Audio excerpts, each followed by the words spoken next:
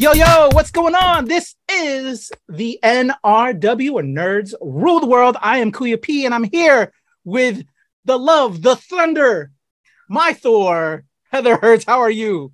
Hi, how are you?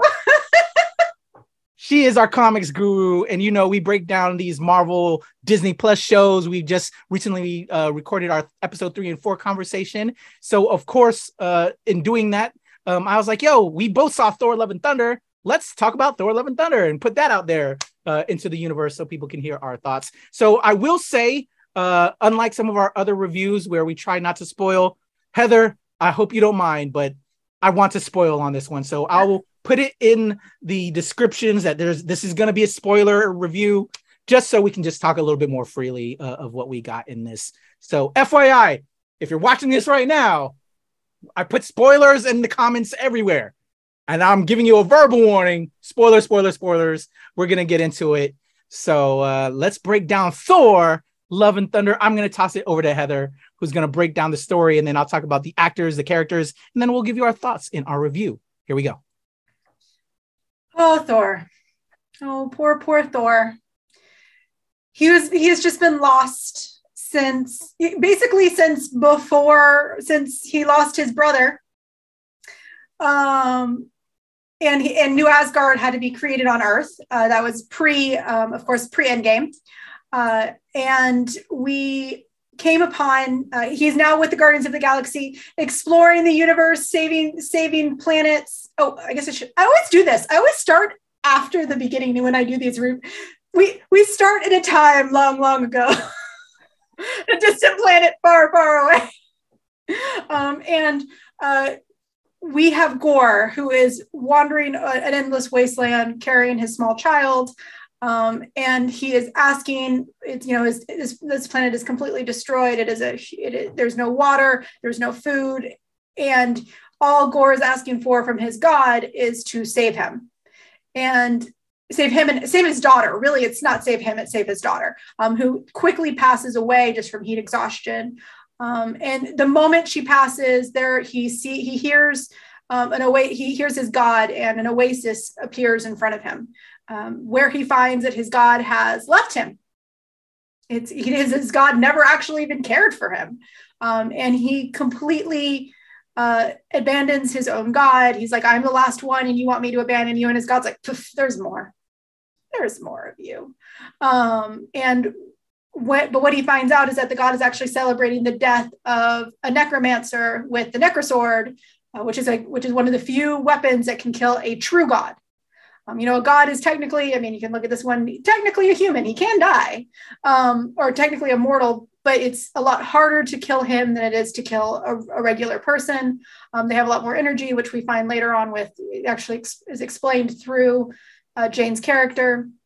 But so the necrosword helps, and it's literally a sword that necrotizes you. So Gore immediately starts dying the moment he takes the sword, and the moment he does his first kill. I've already had this question, so I'm just going to clear this up right now at the heading. This film is very family friendly. It's probably one of the most family friendly MCU films of all of them. The most graphic moment of the entire film happens right here at the beginning. He literally stabs someone through the neck. And from there, we switch over. We see where Thor is with the Guardians, going back to what I was saying before, traversing the galaxy, having these green screen, that one, I don't know where you are, wherever Kuya P is on the screen that you are watching. As you can see behind him, we have a Thor doing some incredible acrobatics, fighting off whom would seem to be an alien race of owls that have taken over the palatial temple of a local alien race on their planet. Great music scene. We find that Thor, the only way that Thor can truly feel something at this time is when he's in battle and being just a sarcastic moron. I'm just gonna say it. This is a great, I don't know about you, I'm just gonna say this. It's just a great Jim Henson moment for me. This felt so Jim Henson-y. I loved it. But you can really see how Thor is just kind of broken. He's just not happy what he's doing, but he's at least feeling like he's helping. From there, he gets some amazing goats. as a thank you. But we also get the first glimpse of what Gore has been doing, because apparently the reason why the little Jim Henson owls were able to take over the temple was because of the loss of their god. And what we see is we see this small set of, or we see this trail of God bloodshed everywhere throughout the universe. And that's where he's like, you know what, I need to separate from the Guardians and go figure out what's going on with this guy. I'm going to go home and go talk to, my family and see what's going. Sif. Sif tells him things happen. He finds Sif. Sif says, oh, by the way, the God Butcher is heading to Earth. Go and protect your people. So he goes down to Earth, where he meets the king of all kings, Valkyrie. And of course, her and her people are already mid-fight with the shadow demons that are under the control of Gore the God Butcher, because he has shadow powers, because that's what necromancers do. And while he's there, and her and all of her Vikings are definitely in mid battle, because Asgard would definitely never not be protected by its own people. Another hammer comes flying in, and it's Mjolnir, and he's so excited, and he can't grab him. Goes away, and we get Jane. Jane is back. We do get a little bit of her backstory, of course. Before this, the reason is that she got it is because asked Mjolnir to protect her always, and she now has cancer, absolutely debilitating stage 4 of how many stages again? It doesn't matter. Of stage 4 cancer, and she is dying. And she heard that Mjolnir could give her energy, give her power, and she has now taken on the mantle of Thor, because whom is worthy and can carry the hammer is Thor. She is Thor. Let's gonna clear that up. And they now that they are together, while this is happening, Gore steals all the children. He goes, I'm just going to take all of the children away and bring Thor to me. And thus the trio of Thor, and Valkyrie come together in harmony. They head over to Zeus's palace to get more gods so that they can go after him. Zeus, to nobody's surprise, turns out to be a huge a-hole. So they have to head over to kill Gore by themselves. They were hoping for a huge army. Somewhere along the way, these two get back together, and she tells him about her cancer, and thus is the entire plot in the course of 2 minutes. Sorry, some review there. But then the big battle, we find out that the reason that Gore wants him so much is because of his new hammer. Stormbreaker. There, I was going to say Breaker. Stormbreaker. Stormbreaker, who is this, of course, as we know, has some of the body of Groot and has been having a total teenage meltdown the entire time, because his best friend has decided to leave him for his old best friend. And so they go after it because of Stormbreaker. Stormbreaker can, of course, call the Rainbow Bridge and open gates, which is what Gore needs to get to Eternity, which is a well that can give one wish. The one, what is it? Consequence. There we go. Consequence-free wish. And Gore wants to get rid of all the gods. So in theory, that is what he's doing. He's going to Eternity, and he's going to steal Stormbreaker to do that. There is the cutest fight ever with Axel, who is Heimdall's son, leading a charge of children, all given the power of Thor. It's the cutest battle of all time in the MCU. And thus leads over, of course, Gore can seem to win a little bit. And in Eternity, he decides to give his wish to his love, which is, of course, his daughter, which I kind of felt was a really weird way to put it. But the love, his true heart, was his daughter. She comes back to life. We lose Jane to the cancer, which we actually find is only, in the comics, it is slightly supported by the hammer, and she actually does eventually get stronger and better. But in the film, it's actually draining her through and through. So at the end, she dies and Thor becomes a father. Yeah. Odin dad or Thor dad. Thor dad, or I forgot, there was something. Thor. Yeah. Fador. Oh my gosh. That's the first time I think I've heard of that one. Okay. I'm sure I'm not the first one who said it, but he's a Thor. Okay, there you go. That is Heather, a quick overview of the plot and story. Heather, you're amazing. Appreciate you. All right, so just a rundown on the cast before we give you our full thoughts and our review on Thor: Love and Thunder. Of course, Chris Hemsworth is backed. Who else out there could play this character? He's it. Chris Hemsworth is Thor, hands down. Outstanding job. Of course, we had to have him back. Of course, Natalie Portman is our Jane Foster, also our Thor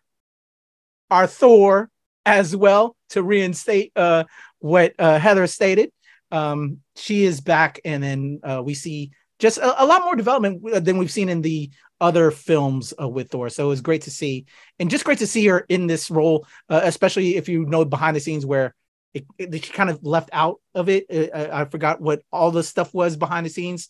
But to have her come back and be this character again and let her be Thor was amazing. And just, she also had depth where she's battling cancer. That really got me in certain moments as well. And also I was very happy to see that because of it happening in the comic books. I was like, please make sure they put that element in here. And they did. But then they really did it because, as we said, in the end, she dies to the cancer. And I was hoping we'd get more Lady Thor. Well, excuse me, I shouldn't have said that. Again, that she's Thor. Well, we'd get more Thor. I hate y'all world making that stuff manipulate into my thoughts. Anyway, but I wanted more Thor, and but she had to go, and it's understandable with the situation, the what's going on there. Rewinding a little bit, it opens with Gore, played by Christian Bale, who, if you know me and you've heard me talk on other things, prior to me doing a lot of this comic NRW stuff, I was in the U.S. military, and I was a lowly yeoman petty officer, and there was a first-class petty officer that I had to work under. He looks very much like Christian Bale. They're basically twins, and I hated that guy. So whenever I see anything with Christian Bale, I'm like, fuck you, dude. I hate you. But at the same time, Christian Bale cannot be denied. He's an outstanding actor. I've loved him in a lot of his roles. But I still see that fucker's face because they're twins, man. So Christian Bale kills it as Gore. Thankfully enough, though, in this, because he has the bald head, he's different, color palettes and wardrobe, and very evil looking. He absolutely kills it as Gore, our God Butcher. So I was able to easily digest it a little bit. So again, Christian Bale kills it, but overall, just if you hadn't heard, he looks like a former petty officer. And if you were former military, or if you had to work under somebody who you thought was an asshole, and now when you have to see them on stuff you love, you can understand that feeling, right? You feel me, Heather? Absolutely. Absolutely. You had to work for somebody, and then you see somebody that's in some other stuff that you love, but they, anyway, so Christian Bale is our Gore. King Valkyrie, fucking Tessa Thompson, man. Just the swagger, just everything she does. Woo! Amazing. Just anything, just woo. I think Tessa Thompson just dropped the mic, man. She's outstanding. And then I love the interplay with her throughout this. And you know what? I'm slipping into the review a little bit, but just again, greatness from Tessa Thompson. Again, I'll share it for later because I'm sure Heather and I are going to go a little bit more, especially with Tessa and Natalie's relationship within it. Anyway, Tessa Thompson is back. King Valkyrie. And I love that we're getting the king in front of that Valkyrie, by the way. Is the king. The king. Tell it. I love that you love to see it. You love to see it. King Valkyrie, Tessa Thompson is back. Taika Waititi, of course, he's also directing this film and giving us the script and killing it. And of course, he's our Korg. And we'll talk more on Korg, but Taika, what else can you say about Taika? What else can you say about Taika? Great to see him there. Our Guardians are back. Chris Pratt, Dave Bautista, Karen Gillan, Sean Gunn, Palm Clemente, Vin Diesel, Bradley Cooper, Dave Bautista, I don't know if I said him. They're all there. Great opening in the film that, Heather said, but then they go a little sad. I was hoping we'd get a little bit more and maybe at least or halfway into the film. They're only in that opening quarter of the film. But it was good to see him, and it was great moments. There was a lot of great moments there. It made sense, but yeah, I'm a nerd and I'm a fan. I wanted more and see that interaction. But another time, another place. It's a big MCU. So they're all back. Great to see them. Some other shout outs. Russell Crowe. He's our Zeus, y'all. We'll talk more when we get into the review there. Outstanding. Thought they did a great job with that casting. I enjoyed that. And they let him have a very interesting Greek accent, which we'll talk about. Outstanding. And then I'm trying to find it real quick because, again, I said we'd do some spoilers in here. Do they actually have him listed? They do. I'm having my IMDb open to the side. Do you have a feeling who I'm getting ready to bring up? I do. I'm not finding it. Go ahead. Who am I talking about? Okay, I'm gonna actually introduce him in a very different way. Okay. Okay. Go ahead. There are two things that you should be watching that are good for your heart and soul. One of them is Paddington. If you are not watching Paddington, your heart is not being filled. Number 2, Ted Lasso. Ted Lasso gives your soul the fresh air and the wonderful warmth that it needs. If you are not watching either of those two items, you need to pause this video and go watch them. I don't care if you've already seen the film. You need to pause and watch that shit right now. Both Paddingtons and both seasons of Ted Lasso. To move into that, Brett Goldstein is Hercules. Hey, yes. I was like, is it? Oh, snap. Okay. That casting, I don't know who I would have, because I wasn't sure if we were going to get a Hercules, right? I don't know about you, Heather. He mentioned Hercules right at the beginning. So I don't know why. Of Zeus, right? But yeah, well, he was like, that's where all the gods live, him. As he lives there in Eternia, or whatever the fuck it was called.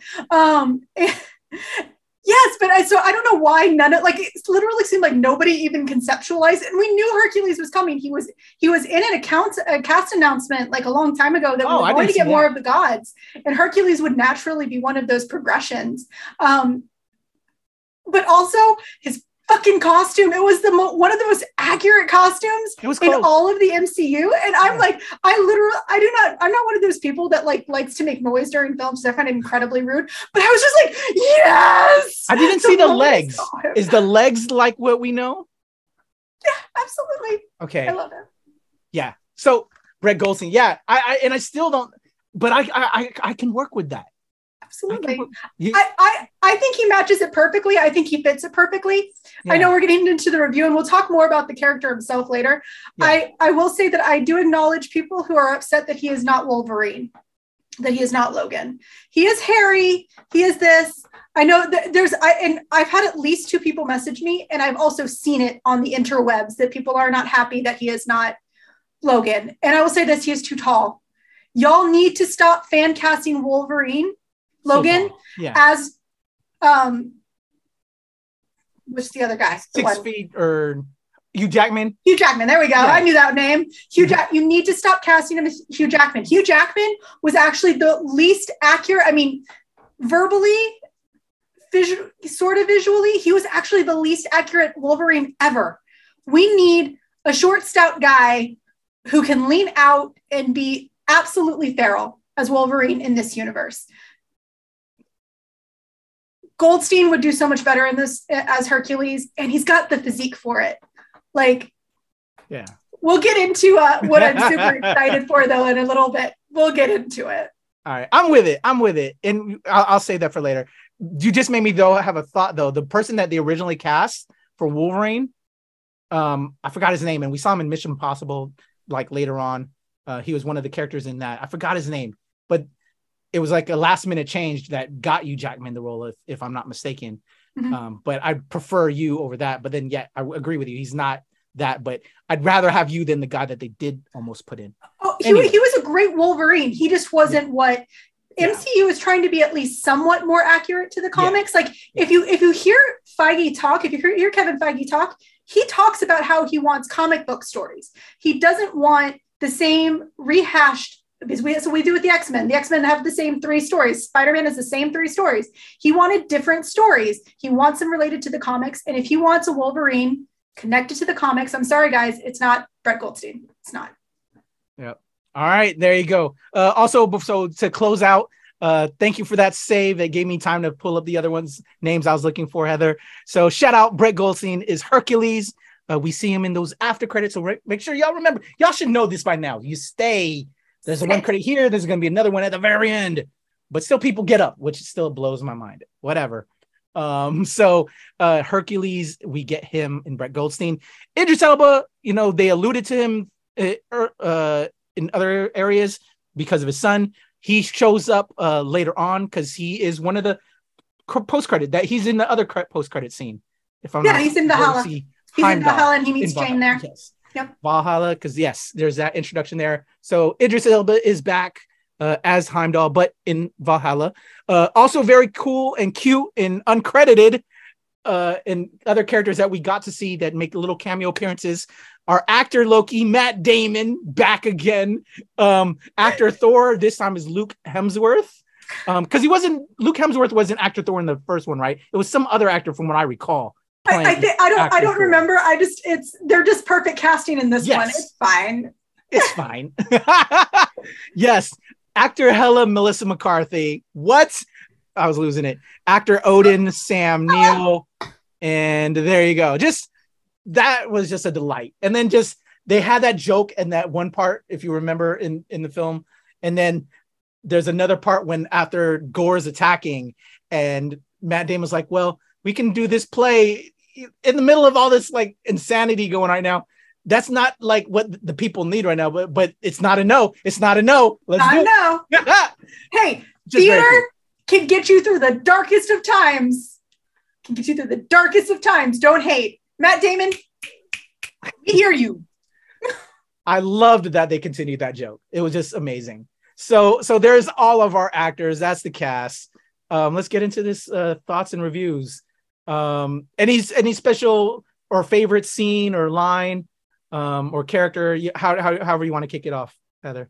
Okay, hold on. Let me get my notes. I've got notes. Hold on. If you don't believe, if y'all don't believe me, I know y'all aren't going to see this, but nope. See, I got notes. There it is. It was way too late last night. I wanted to make sure. Okay. 3 very important words. Gayest movie ever. I love it. I want to start, and the reason I want to start this off here is other than the fact that Val is bisexual. She is open Sapphic, and it's great. It was confirmed in Ragnarok. We had Korg admit that his race of people are only male. So with that, two dudes have to come together and hold hands and sing songs over a lava pit, and a baby boy is born. Then of course you just want Jane and Valk to kiss the entire time, like you just do. But one of the great, and of course you have Zeus talking about an orgy. That joke got a little too long, guys. I'm sorry, Taika, that was a little too long. We are so happy that you are in a throuple, you and your wife, with Tessa Thompson, but honey, it's a little long. That joke was a little long. I am so jealous of that man. So jealous. Right? But I really do hope that rumor is true. Oh my God, I hope that they're all together because that's the cutest. They're the really cutest. But just want to emphasize for a reason why it's so important to have this type of representation. We had a super cute, very gay film. And as my husband and I were leaving, there was this very young, a young gay couple, 2 boys. They were probably, if they were 17, clearly high school age, holding hands and basically prancing out of that movie theater because they felt seen. And I was in tears. I was like, oh my God, it doesn't matter. It really doesn't matter if you thought this movie was good or bad. One of my favorite comments so far was, it was definitely a movie. If you have 2 kids if you have a single child who can walk out of a theater and feel like they can be a little bit more themselves, that's what representation is. And that's why it's so important. I'm sorry that you're a cis white man who sees himself in everything and you don't get this one moment. But that child who was holding his boyfriend's hand and felt a little bit stronger about himself, I'm going to start crying. That's what representation is. And this movie was the cutest, gayest shit of all time.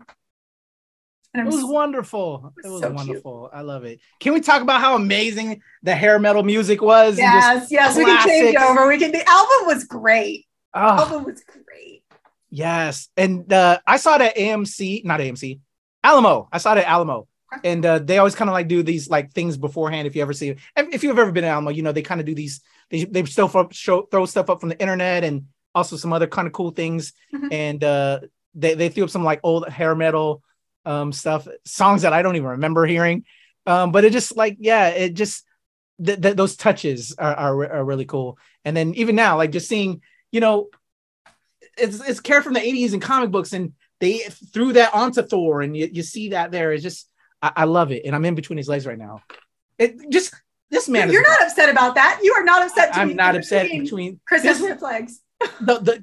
Just so many moments, man. Just like, the dude's gorgeous, man. Like just everybody's sexy. Can we talk? Let me change my background. Can we talk about this relationship too? You alluded to it a second ago. Tessa Thompson, King Valkyrie, Natalie Portman, Thor. And just this particular scene too. The flick happens. You flick too much. And then we're good. And King Valkyrie had to pull out that cornucopia thing to just eat the popcorn, as you see behind me, like right there. Like, what? And just the people fainting. Just how amazing that scene was. And just let's talk about their relationship throughout it too. And then her knowing, and then just, you know, when they were out having their conversation out on the deck, Thor, you know, mm-hmm. and then just that conversation you had too in regards to Korg. You know, Korg brought up, hey, do you think they'll have a baby Thor? Or do, you know, when they brought up, they again bringing back some of that writing there, which is, I love those kind of touches and moments like that. To have a Thor baby, which then, you know, can you even imagine that? And then what do we have at the end? We have Thor now as a father, the Thor that you've taught me, Heather. I love it. Their relationship. I'm sorry, I'm going on tangents. And just how great that was. And then again, that makes me sad because at the very end, again, spoiler alert, Jane dies, and now we're not going to see the two of them anymore together. Sad, because just I loved you know, and you were talking earlier, some people have feelings about this, and just it was just a movie. I fucking loved it. I think Taika really has a stronghold on these characters. To me, Ragnarok is the best Thor, followed by Love and Thunder. Then I'll go Thor 1 and then Thor Dark World as number 4 in my lineup of Thor films. I really had a lot of fun on this film, and I enjoyed it immensely. I thought everybody had a time to shine, and we had all these characters and just these moments. But again, I'm going off on a tangent. I was trying to throw it over to you to talk on Valkyrie and Jane, but I saw that you were also busy for a second. No, so you're good. I was trying to pull up. I have a terrible memory, and anyone who watches us can see that I forgot Kelly Sue DeConnick's name. I cried in that woman's arms, and I forgot her name. In our conversation about Miss Marvel. When it comes to Marvel is breaking ceilings across the universe. Yes. But one of the things it still fails at miserably is the Bechdel test, which is a test about, it's basically a feminist test to see if, in reality, if two women actually interact, and in many cases, not a sexual way, because there are far too many films where it's fun that we wanted them to kiss, but we wanted them to kiss in a very different way. We didn't want them to kiss in a sexualized way. We wanted them to kiss because they just had some moments where you're like, kiss, kiss, kiss. Just for the fun of it, for the love of it, not for a creepy dude bro kind of way.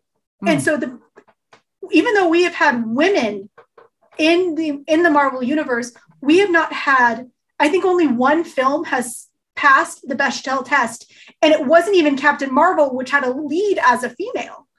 Like having two women or two, I think Tessa Thompson is technically I think she goes by she they pronouns, but I'm not sure, do not quote me on that. I do apologize if those pronouns are incorrect, but to see two women, two preferred gendered women as best friends who truly support each other. That is something that we rarely see in film. And it is done very well here. My personal opinion, as Felipe just said, this is his second favorite. Personally, this is my third. I agree with many critics going in. And honestly, this is why you should sometimes not read critiques before. I might have gone in with an expectation that this was going to be my third favorite. I won't deny that might be some of the reason why it is my third. It is silly. It is funny. Every time the fucking goat screamed, cracking up. The entire freaking, it doesn't matter how much you hate and or love this film. You were laughing every goddamn time that goat screamed.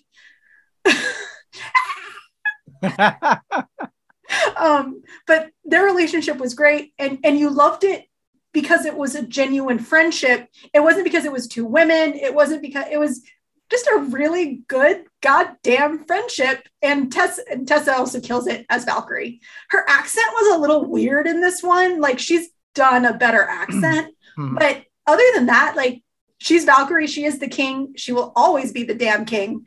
And it's moments like this where it really does suck that Jane had to die at the end and she doesn't survive. I wholeheartedly agree. Yeah. Wish we could have more moments like this, but we got it. And that's what also to me made this film, just the cast of characters we had, and Korg and Thor to complete like this foursome was amazing. Gore, talk about, again, I said earlier when I was breaking down the characters in regards to him looking like my old YN1, that I had to work for. What did you think of Christian Bale as Gore, and relating it to the comic book as well, from that amazing John Aaron storyline, if I'm not mistaken? Yeah. Christian Bale as a character actor, you can never go wrong. He's also kind of terrifying because you know that he has completely taken over that role. I mean, you had people that were so scared of him during American Psycho that they said that they'd never work with him again. But him as a good old character actor, again, it's just always fun to watch him. I won't personally, and this is actually, and I wish I wasn't saying this because I'm a big Christian Bale fan. I think they underutilized him. I could see that. Yeah. His fight scenes were kind of boring. Like, I'm sorry. Like, I loved the camp. You can hate camp in a movie as much as you want, but there were some really cool, fun fight scenes in this film, and none of them were Christian Bale's. I didn't even put the fight scenes together. I think actor-wise, like, he's such a brilliant actor, Absolutely. Like, there are such scary, fascinating moments that I wish there was a lot more of that. Thinking about it now, you and I talking about it. I would say to me, he was underutilized where we could have had more character moments. There's plenty enough, especially for the runtime and everything like that. But I would have loved for more because you could really delved into that a little bit more. Absolutely. Reasons why. And you felt, and I don't know about you personally, but like, I love that they opened up with his story so you can understand his reasons. Like, yeah, fuck the gods, man. Like, kill them all. So all the gods must die. Just that interplay right there at the very, just, you could understand his motivation, right? And it's emphasized too. Like, we see why. Yeah. You always hear one of the big complaints about villain story the villain story arc is that they are not, that we shouldn't need to humanize them. They're villains. Yeah. No, what they are doing is on purpose, and they deserve their story just as much as the good guy. Yep. And what we find out is that he's really not the bad guy. The bad guy are the other gods. And there are a few good gods, yes, but there's also some really shitty people out there that will take advantage of things that they can. Trump. Excuse me. Sorry. Got that stuck in my throat. But we have some really, his story is one of redemption, that he truly believed that was the only way to get it. Yeah. It's like, you just made me think that when Thor went to see Zeus at I forgot the name of the place, Monotopia. I want to say Onomatopia or something. I forgot the name of the city. but where all the gods were and they're doing their thing. Like even Thor was seeing how, because he saw how his Zeus was his idol, right? And just how fucked up Zeus was and not wanting to provide his assistance. It's an Asgard god problem. Like, no, fuck that. Like, you know, I almost wanted him to see that himself, Thor, and then relate to Gore in a way and why Gore is doing what he's doing. But obviously Gore is capturing children, which he has Asgardian children. That's not going to be an easy conversation, apparently. No. But yeah, you really made me think now that I wish there could have been more Gore in regards to the character build and all of that, because you had fucking Christian Bale doing it. And it was all the moments that we got were wonderful, but like, if we could have had more there. This is where that weird time frame is. I don't know about you, but I felt like at times the film got a little long. Like there was the scene on the boat was really cute and adorable, but it could have been 5 minutes shorter. You know, you could have had 5 minutes short here, 5 minutes shorter there. At the same time, if we could have gotten more of a plot with more story to it, more character building, I would have been okay if it was another 30 minutes. 2-hour film for an MCU film, that's kind of short. Like, yeah. They could have done so much more. And Taika Waititi is an incredible director. I think he could have done more. I really do. But at the same time, you could really feel every aspect of him in this film.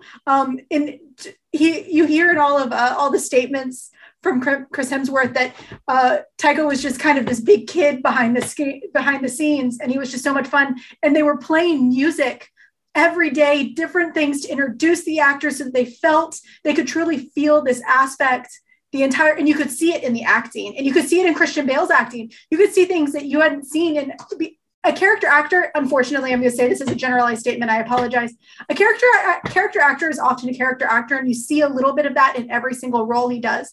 I really feel like this was a completely different character that Christian Bale was playing. So, yeah, I feel that. I want 30 more minutes with Gore. I want 30 more minutes with Guardians. You know, going back to again, you know, we understood. Yeah, I know you're kind of feeling that, but I would have loved to just have at least seen him go on an adventure together where he was active, because in this he was zenning out, right? And then he decides to take on, but then he does just everything, which then in a realistic way does kind of make sense. It's the God with these, you know, other guys that, you know, they're a great superhero team, but you have fucking Thor, who's a god. Like he did what he did, and as he's doing his splits behind me, like, which made it hilarious, you know. But yeah, I don't. Yeah, you made me think about like if we could have like a couple more moments here, and then there's stuff that went on long. But to me, although I don't mind things going long because it's giving us the joke a little bit longer, and that's kind of fun. Plus, it's an orgy joke that goes on 3 minutes too long. All right. I'm sorry, that's gonna bug me. That Russell Crowe was a silly little doofus. But so let's talk on that moment, the Russell Crowe and all that. What did you think of the accent, and then even him daintily coming out? I thought that was cool because he's wearing the skirt and everything. That was cute. What do you think of him playing our Zeus? I always feel like a shithole saying anything negative about Russell Crowe because he's Russell Crowe. You know, you can't. Yeah, I feel you. It's like saying something bad about Tom Hanks. You really just don't feel right doing it. Even though Tom Hanks is becoming more problematic every day. But I am going to go. So there was a statement that Taika Waititi made about Our Flag Means Death, and how Blackbeard was from a very specific spot in the UK. I cannot remember it off the top of my head, but he's like, I'm lazy, so I didn't change my accent. I just did my own, whatever. There is a lot of statement in just being who you are when you're acting. It was campy, it was cute, but honestly, if Russell Crowe wasn't Italian, I think he would have done better. Like if he was just playing himself as Zeus, I think I'd like the character, even in a more disdained way. I'd like him more. Like they made him just one step too campy, I guess is what I'm trying to say. I think that's what I mean. That one step too campy. Take a step down. I gotcha. It worked for me. It worked for me. I can see all those points. I think you'd have definitely a different performance, but I think what Taika was targeting, I could see what he was going for, and yeah, it was fine. It was fine. It was fine. Well, that means that it wasn't okay. It was no, it was. I enjoyed it, to be honest, because I think it would have been a different tone and would have taken away from the camp that was the target of what he was going for with this, and I think he excelled with that. Okay. So I'd rather have this version. Okay. Especially how they're the gods, for all intents and purposes, Zeus is supposed to be an asshole in this. The gods are assholes. Like, again, going back to where the relatability, where I wanted like Thor to relate with Gore, and that, like, yeah, kill these fucking gods, because you see that, because that very first god was a straight dick, right? So you understood why Gore wants to do what he does, because that dude was a dick. So let's keep these gods being dicks, but we have these, because again, just this whole thing, we're gonna get into a whole religious conversation, and that's a whole nother thing there, because again, religion is the thing that creates, so it's like, when I think about that aspect of myself personally, and I'm sure you can kind of relate with this too, fuck these guys, I'm sorry. So, like, I don't mind it. I think it was wonderful to have Russell play that, and it makes sense. The more I'm thinking about it, I'm like, yeah, fuck these guys. No, well, once again, I loved him.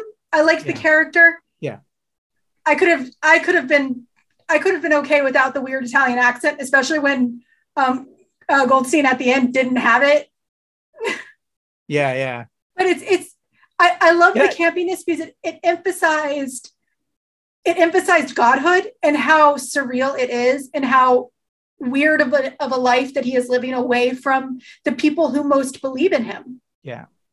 And it also explains, one of the best scenes in the film was him explaining that the reason why they are in this world of orgies and gold is because the humans don't need them anymore. So he feels like he can do this because all he wants to do is survive and have sex. And you know what? Most cis white men do. So I get it. Yeah. Okay, hold up. So we're all over the place here. I was looking at your background. That reminded me. Let's talk about the moment of them getting back together and just how sexy as beasts that they look. They look amazing, don't they? Oh yeah, Natalie getting the hammer, the cancer, and it also reminded me. I love that one power effect that we got with this broken hammer. That it splits. Yeah, it's so cool. That's so. Oh cool. My gosh.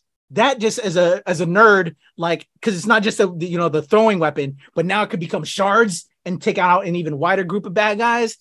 The nerd power gamer in me was like, that's a dope weapon now, even more. What did you think? And then actually, when we see them finally see each other, that hilarious moment, and then come meow meow, you're not coming to me meow meow, what? And then they lock places, and then the mask thing, we get Thor in that classic Walt Simonson mask and armor that you have with you right now as well, and he had to get really glammed up with a Thor armor that we've never seen. I can do that too. I'm still the man. And just let's talk about that, and Thor and Jane meeting, and then that whole your thoughts on that. I liked the first one, how awkward it was, especially Jane's just completely. Jane being the awkward one, I really liked that. Versus, I mean, Thor was awkward, but he is an awkward character. Jane being awkward was her going, like, she is so defined. She knows exactly what she wants, but her feeling awkward was just really fun to watch. Their first meeting was great. Her trying to be a superhero right off the bat is just adorable. Like, her trying to figure out her catchphrase the entire film was so much fun, and using him as a sounding board is even better. I am going to say I loved all of that. I'm going to call him male Thor, because we have mighty Thor and then we have male Thor. Thor kind of having that same like mental status as Stormbreaker is having about being left out. I loved that both of them are having this emotional mental breakdown at the same time. It's very telling. I will go back to say that I wish the boat scene was shorter, because it felt like they were trying to play off of a really horny sexual tension that it was just weird. It got to a level of weird. I understand what they were trying to do. You know, she was trying to keep her distance. He was trying to kind of come to a closure, but then it just got like weird romance novel level, like sexual tension. And I was just like, if this was 3 minutes shorter, I think I would have been okay with it. Yeah. I preferred Korg and Valkyrie's conversation well over them getting back together. I am still all for a Mighty Thor X Sam Captain America getting together. And honestly, one of my biggest disappointments about this is that they can never get together now that she is dead. It's not necessarily them two. It's the fact that she will never get together with Sam. Yeah. So yeah. That's my opinion. Let's talk Korg, because I saw some people's thoughts online that Taika, apparently Korg is, or was it during, maybe it was during our conversation, during our on weekly conversation. So now that you've seen the film, how do you feel and those thoughts that people were saying? I can still partially agree that he is the MCU Jar Jar. I can still partially agree. Technically, he's not needed. Technically, he's just a fun, silly character that we can sell toys of. And at the same time, he's also a very important companion. He's supportive. He is, unlike Jar Jar, he's actually a fighter and can be part of it. In this one, of course, he is actually made, the harbinger of the goats. And I love the character, but I'm also not disagreeing that he is kind of the Jar Jar. I'm not going to disagree on either side. Wow. I love Korg, man. I love Korg, but I don't understand Okay, well, I've never understood the hate on Jar Jar, to be honest. I was a kid when that character came out, so I loved him. I mean, that's the whole point. You wanted 10-year-olds to fall in love with the character. Yeah. So Jar Jar was. Yeah, so. But I saw the hate that it happened, and I'm just to me, like, whatever. You don't have to put your hate on me. If I like it, I like it. So whatevs. All right. So any other moments before we get to some of the final moments, and particular Hercules? No, I don't really think so. Well, no, we'll get to one of the best scenes is at the end. So no, we'll anything else from you before we go? I'm trying to think. We covered I loved the again, we talked about the new Asgard, it becoming a tourist spot. That was cool. I want to go there so bad. Hell yeah. I want some mead at the spot. King Valkyrie there just doing her thing. There was a lot of great moments. It was just fun. It was a fun movie. And just all the different segments. Yes, people can feel certain different segments, but I enjoyed the ride. It's number 2 for the Thor movies for me. Yeah, we can bring it to the end with, because again, I'm still trying to think now, even still, who I would have cast, because I enjoyed Hercules in the comics. He was one of the characters I enjoyed in the comics. Talk about the kids for a second. Can we talk about the kids? Oh yeah, in that scene, they all have the power of Thor, right? I want a lightning bunny. Yeah, that was cool. I want a lightning bunny, and I hope Marvel, Disney make a lightning button, like just one that just like has bright eyes and just like shakes or something. That will be the it toy for Christmas, like the Thor bunny. Like we need that. That was any opinions about the film aside, that was the cutest battle of all time. Those kids devastating the shadow creatures, devastating them. And then now because they are Asgardians, they are now under the tutelage of King Valkyrie. And I was actually talking about this to a friend afterwards. I want the King Valkyrie training videos. I want to know how Valkyrie is training those little heroes to be the next set of Asgardians. I want those videos, like old classic 80s style, like workout videos. I want the King Valkyrie training videos. Could you see a Disney Plus series called New Asgard with Tessa Thompson as the occasional teacher coming in, but we're following these kids as they learn to become warriors? How cool and cute of a comedy teen Disney Plus show would that be? It'd be Absolutely. amazeballs. And it's Axel deserves to. Yes. I'm hoping to see him with the Young Avengers because he is going to be a Goliath. And I'm deeply disappointed, Taika Waititi. I know you do not care anything about my opinion, but why did you have to give him the name of a homophobic racist? But that's okay. We know it's about the music. That's what I was going with. It's about the music, I know. But I am familiar with the homophobic idiot that you talked about as well. But I'm going with the Axel and the music. That's where I know. I'm like, it's because he is a baby metalhead and it's so cute. But at the same time, I'm like, yeah. Why? But do we know if that was alluded to what it was to him, or if it's more so the music? No, he says it at the beginning that he took the name from a Earth musician. Okay, cool. And started listening to. So gotcha. It was so it is to the Axl music. Rose. But because you and I are comics nerds, we just are familiar and aware, and that's giving us the hard time. Oh, gotcha. Oh, I did not get that reference. Okay, no, yeah. It is Axl Rose. It is. Okay, cool. Yeah. But because we are familiar as comic nerds, right? That's no, I got you. It's an R problem, right? Those two together. I did not put those two. But that's what I was. Yeah. I was always putting it to Axl Rose. Okay. Oh, so are we saying Axl Rose though is the asshole? Yeah, are we saying that Axl Rose is the asshole? It's Rose. Yeah. Oh, he's a bit of. He's a huge asshole. He's a huge racist, homophobic asshole. Oh my gosh! You know what? We are thinking the same thing. Yes, we are. I'm also thinking a comic person that I heard was a bit of a dick.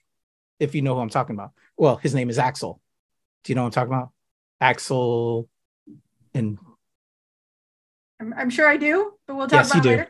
We'll talk about it later. Anyway, so now I just know I you know what? Now that it's coming back, yeah, the Axel that we are talking about as well is an asshole. There's a lot of assholes out there, people. There's a lot of dickheads. Stop being an asshole. That's really what it is. Stop being an asshole. Just accept people. It's not that hard. Yes. That Jesus guy who y'all keep quoting, he wouldn't have cared. Yeah. Okay. We'll get off of that one because I think I'm digging myself. And then what if they're watching? But you know what? Fuck them. Fuck you, Axels.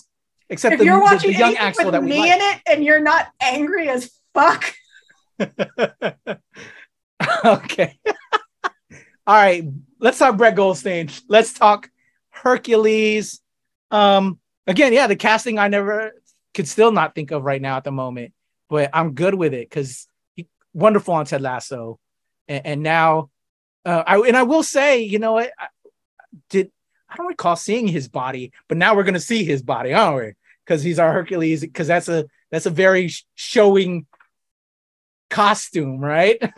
he is nude. So does he have the body?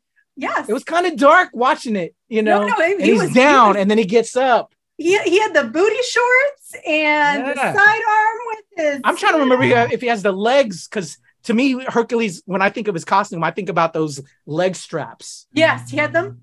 It was a quick moment, but that was a very comic accurate costume. And I'm so excited. And the only one who's going to have less clothes on him in the MCU is going to be Namor, who comes out in Wakanda Forever.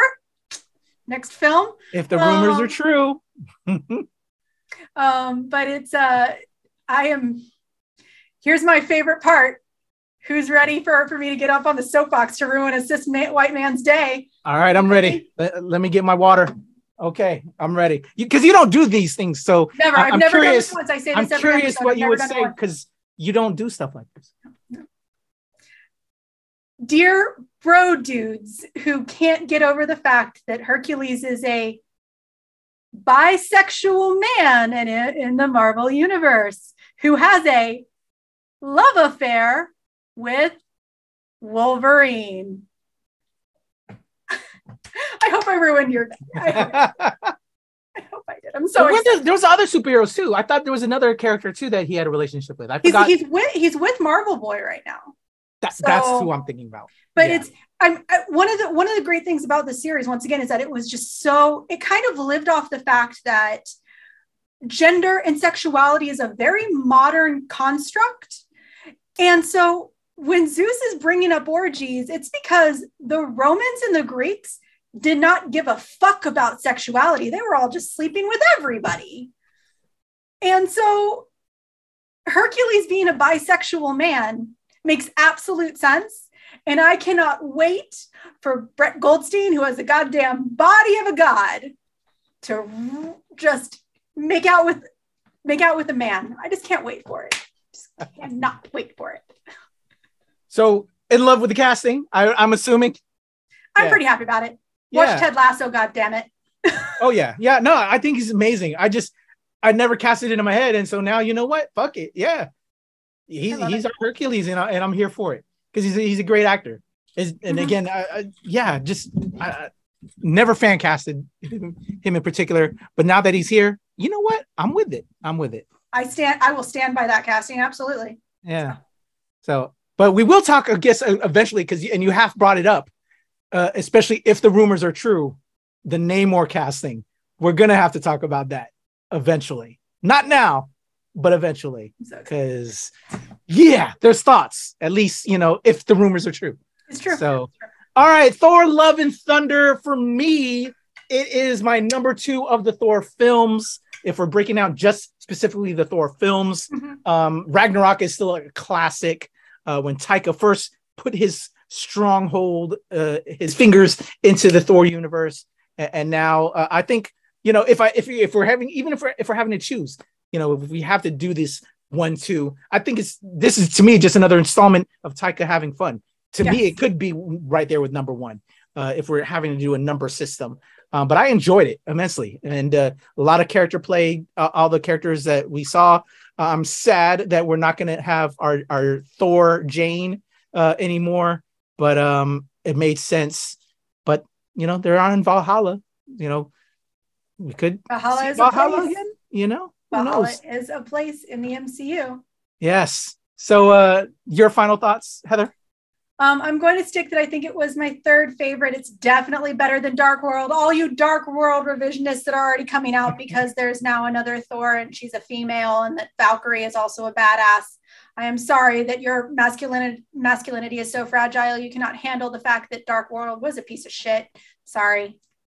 It's one of the worst films in all of the Marvel universe. I am so sorry to admit that, but it is number 3. I think that the first Thor film is above it only because the concept was very original at the time. And it's the same. I say the same thing about Stranger Things. Like, the reason the first season is actually the best is because it was original. Sometimes originality puts you ahead of it. And, I was thinking that too, but yeah.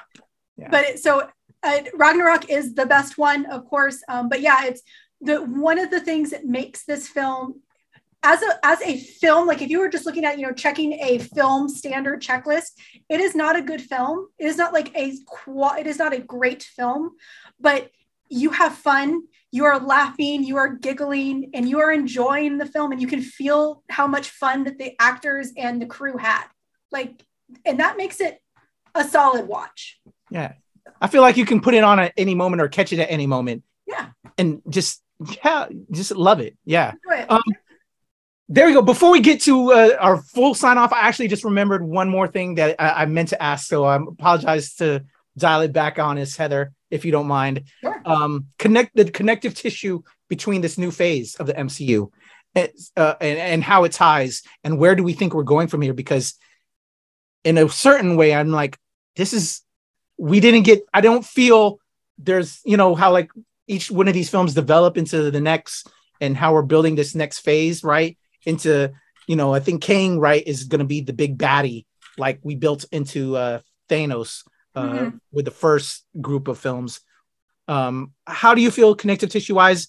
But also prior to that, though, Gore was coming to meet Eternity, who is a celestial, or this big cosmic entity. We didn't talk much on seeing a cinematic Eternity. What did you think of that visualized, and with it being such a huge character, being? I'm curious if my own answer to the tie-in with the big rest of the cinematic also might be because of Eternity. I'm thinking, and actually, I will actually say that someone else gave me the notion. So it's not my original opinion. Eternity is going to become a young Avenger. I think that what we are going to see is she is going to be molded by her father. And we will see her as a hero in the future. And it might be that she is combating the elemental I guess it's the elemental abilities that she has. So I think Love is going to turn into a young Avenger. And at least I hope she is. So I could see that being the web that is tied in. And also Valkyrie, I think we have a lot more of Tessa that we will see in the future, and the characters that she connects to. And once again, I'm really hoping Axel is a very important character that will lead into the next phase. So this could be a very integral film to the next building of this phase out. One of the things I respect about Thor films in a nutshell is that most of the individualized character films are still within the storyline, the primary storyline. So Iron Man led the basic plot in phase 1, Captain America in phase 2. Whereas now, one of the things that Thor's always been his own storyline. He has had pieces that seeped into the main universe, and it's usually the final scenes. But what I think is that you are going to have individual pieces of this film seep into the greater universe. And I'm hoping a lot of that is in the Young Avengers. That's unofficially not announced. Mm-hmm. That's my hopes, I guess I should say. So excited for this, or just your own predictions, and just you're good so far. This energy is good. You're good with this energy right now. So far, I'm okay with it. Mm-hmm. Okay. All right. I know. Yeah, I'm with it. You just made me kind of reconfigure my thoughts a little bit, which I'm thankful for. Yeah, because I think it's because we're both comic nerds. We have this existing, backlog of comic stories in our heads, right? Mm-hmm. And so we're also slightly predicting where things may or may not go, and then trying to tie it with what they're doing with the cinematic stuff. It's very interesting. It's very interesting because, being the comic nerds we are, I'm sure you get as well, from friends and family. My wife actually, after we watched it, she was like, tell me more about Hercules, which was cool because she's the one that got me on Ted Lasso because she loved Ted Lasso. And so she's like, is Brett Goldstein? Do your soul the benefit and watch Ted Lasso. Oh yeah. And I watched it after she got I to the greater good. Yes, the greater good. So yeah, so you just love that, right? When they infuse these new characters and they're like all about it. My wife was already very loving Thor Jane, Mighty Thor. Because she was aware when that character was coming out and everything that was happening with that, because we all seen as comic nerds how white cis America males was like, what the fuck, even back then, right? And in with the Sam Falcon thing, like Sam Cap thing, like what the fuck. So you love to see it, and you love to see him get mad again because fuck him. But delicious, it's awesome. And then the questions about who is Eternity and all that. So yeah, it's. I'm enjoying this ride, man, and can't wait to see how it's going to continue to build out. All right, Heather, how can the people reach out to you so they can send us their predictions and we can talk online, offline, whenever, or in the comments below? Absolutely. If you want to know where you can, what books you need to read to meet Dr. Jane Foster and or the Mighty Thor, or if you want to read more about the male Thor, you can reach out to me via DM whenever you like. I am on Twitter at NerdIsAHeather and on Instagram at HeatherIsANerd, along with TikTok. There you go. And for me, it's the Legend Kuya P on Twitter, TikTok, and IG. Of course, Show Pal Show, AAPI Tour Heroes, and here with the whole squad. And of course, my homie Heather Hertz at the NRW and at New Release Wednesday, where nerds rule the world. Go play that hair metal music now, because that's what I'm going to play. It's awesome. Yeah. Bye, y'all.